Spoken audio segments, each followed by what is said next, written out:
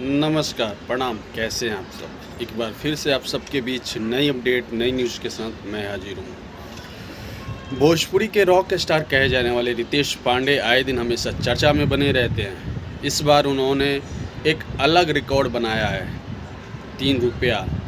ये एक ऐसा एल्बम है जो सिर्फ़ और सिर्फ 18 घंटे में 1 मिलियन से भी ज़्यादा व्यूज़ क्रॉस करके व्यूज़ वाले दौर में एक अलग मुकाम हासिल किया है, एक अलग जगह पक्का कर लिया है।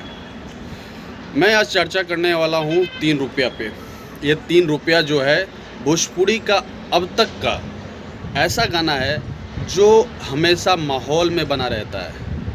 अभी जो माहौल चल रहा है ना, कंट्रोवर्सी, हमेशा कंट्रोवर्सी रितेश पांडे पे ही क्यों होता है? मैं आपको इसकी खुलासा करता हूँ। क्योंकि रितेश पांडे का लेवल जो है ना यहाँ पे है, और जो कुछ यूट्यूबर हैं उनका लेवल डाउन टू अर्थ है। वो चाहते हैं कि एक बड़े स्टार को अपना टारगेट करें और अपने चैनल को ग्रोथ करें। उनका मानसिकता होता है कि बड़े स्टारों को उनकी जो होती है ना सेल्फ रिस्पेक्ट, उस पर हाथ डालें, और हाथ डालने से उनकी चैनल को ग्रोथ मिलता है। अरे यार, अच्छे काम करके पैसा कमाओ, ठीक है। और कुछ यूट्यूबर हैं, भोजपुरिया बाबा, दाया शंकर हो जाए, XYZ, इन लोगों का नाम मैं ले लूँगा ना तो ये लोग फेमस हो जाएंगे। ये लोग का काम क्या है कि सिर्फ स्टारों का बुराई करना, कैसे अपने चैनल का कंटेंट पाना है, कैसे अपने चैनल का थंबनेल पाना है, कैसे अपने चैनल को ग्रोथ करना है। ये बस इन लोगों का मानसिकता यही बना रहता है। अभी इन लोगों का कंट्रोवर्सी कर रहे हैं 3 रुपया पे। मैं खुल के बोलूँगा आज, 3 रुपया जो है एल्बम रितेश पांडे का है, जिसे लिखे हैं RS प्रियतम जी। और इस एल्बम का जो कंसेप्ट है सबसे अलग है। ना ये खेसारी के एल्बम से मिलता है, ना खेसारी जी के किसी गाने से मिलता है। फिर भी ये लोग कंट्रोवर्सी इसलिए कर रहे हैं क्योंकि विवाद में डाले रितेश पांडे को।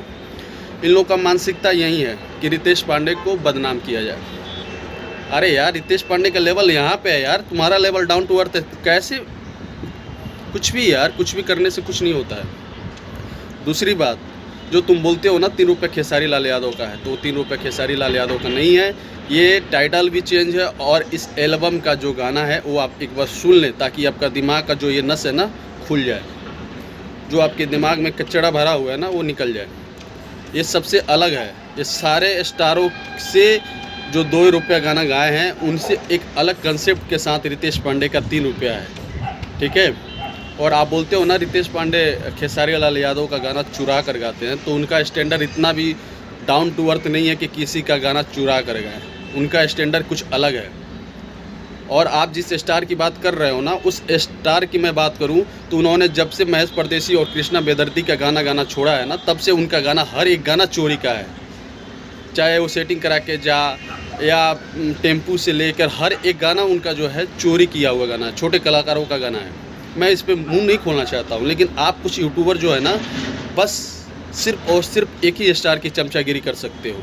न्यूज़ बना रहे हो ना तो सारे स्टारों की न्यूज़ बनाओ। पत्रकारिता जो कर रहे हो ना, अच्छे ढंग से करो, क्योंकि आपका जो पत्रकारिता जो होता है ना, उससे ये मीडिया से जो लोग जुड़े होते हैं उनको हमेशा सच्चाई दिखाने का काम किया जाता है, ना कि उनको डिमोटिवेट किया जाता है। और आपका ये जो चैनल है ना, इस चैनल से सिर्फ आप लोग दूसरे की बुराई करते हैं। रितेश पांडे का लेवल यहाँ पे है बाबा भोजपुरिया, और तुम्हारा लेवल डाउन टू अर्थ है। कभी भी रितेश पांडे नहीं बन सकते हो, ठीक है। और रितेश पांडे की कभी भी ये ज़रूरत नहीं है कि किसी के गाने को चोरी करके उगाए। उनका अपना खुद का क्रिएशन होता है, उनका खुद का अपना एल्बम होता है। वो किसी के भरोसे इस इंडस्ट्रीज़ में नहीं आए थे, और किसी के भरोसे इस इंडस्ट्रीज़ में नहीं है।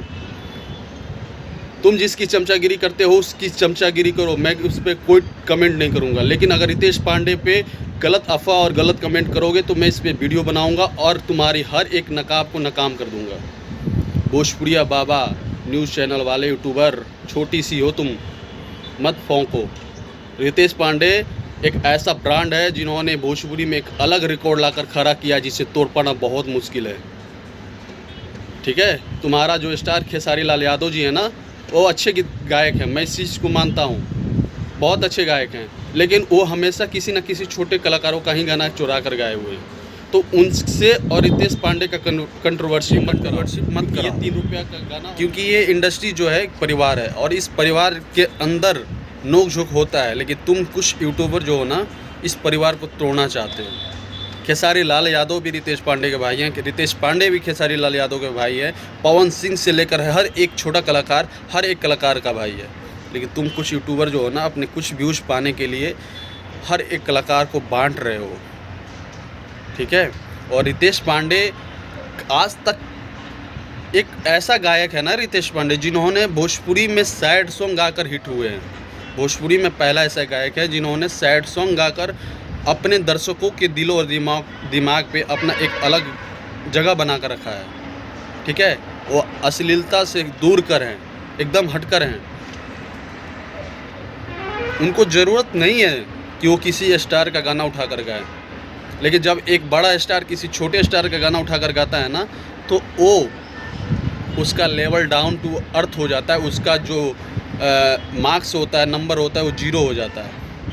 रितेश पांडे के पियावा से पहले हमारा अलू, उसका भी उन्होंने उठा कर गाया ट्रैक। उसके बाद ट्रेंडिंग पे था ये गाना, सखी से सेटिंग करा के जा, ये भी गाना दिवेश सिंह का था, सॉरी दिवेश यादव का। हाँ, टेम्पू जो दीपक देहाती का था। कौन सा गाना है मेरे भाई जिन्होंने खेसारी जी ने उठाकर नहीं गाया, उसके ट्रैक को नहीं उठाकर गाया, उसके गाने को लिरिक्स को उठाकर नहीं गाया है, उसकी धुन को उठाकर नहीं गाया है। मैं उस सारे मैटर पे नहीं आना चाहता हूँ, क्योंकि सबको पता है कि खेसारी जी अच्छे गायक हैं, लेकिन वो बहुत छोटे छोटे कलाकारों का गाना उठा कर गाए हुए हैं। और रितेश पांडे को ज़रूरत नहीं है कि वो किसी छोटे कलाकार या बड़े कलाकारों का गाना उठा कर गाए। उनका अपना खुद का क्रिएशन होता है, वो इन सारी चीज़ों से हटकर सोचते हैं। उनका जो लेवल है सोचने का वो सबसे अलग है, वो तरीका अलग है। वो जब भी आते हैं एक अलग क्रिएशन के साथ आते हैं। तुम्हारे जैसे छोटे दिमाग के नहीं है वो। बाबा भोजपुरिया न्यूज़ चैनल वाले, ये चीज़ मैं आपको बोल रहा हूँ, दया शंकर ओझा को बोल रहा हूँ, जिनका नाम बीटू ओझा भी है। ये पहले चिंटू की फैमिली से प्रमोशन करते थे, लेकिन अब ये यूट्यूबर हो गए हैं और अपनी स्टैंडर्ड को ऊपर करने के लिए ये कुछ यूट्यूबर से मिलकर रितेश पांडे की बुराई करते हैं, ताकि इनको भी फेमसी चाहिए, इनको भी लोकप्रियता चाहिए, इनको भी फेमस होना है। तो ये कुछ यूट्यूबर जो है ना, बस अपना चैनल को ग्रोथ करने के लिए और कुछ पैसा कमाने के लिए ऐसे काम करते हैं। जिनकी सेल्फ रिस्पेक्ट क्या है वो मुझे पता है, जिनका स्टेटस क्या है वो मुझे पता है। लेकिन मैं एक चीज़ बोलूँगा, रितेश पांडे एक ऐसा ब्रांड है ना जो भोजपुरी इंडस्ट्रीज में एक अलग है, एक अलग इंसान है, जो दिल का राजा है, दिल का भोला है।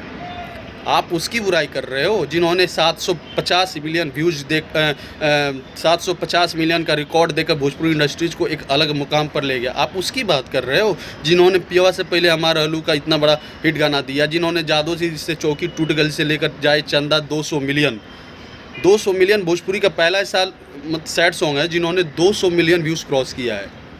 क्या कर रहे हो यार तुम लोग? भोजपुरी को मत बांटो, भोजपुरी अपना परिवार है, सारे कलाकार एक हैं, ठीक है। और कुछ ज़्यादा किए ना तो तुम्हारा जो कला चिट्ठा है वो मैं खोल दूंगा, क्योंकि तुम किस चीज़ से बिलोंग करते हो मुझे पता है। इसलिए तरीक़ा से रहो और तरीक़ा से काम करो, कुछ ज़्यादा ही बेटर होगा।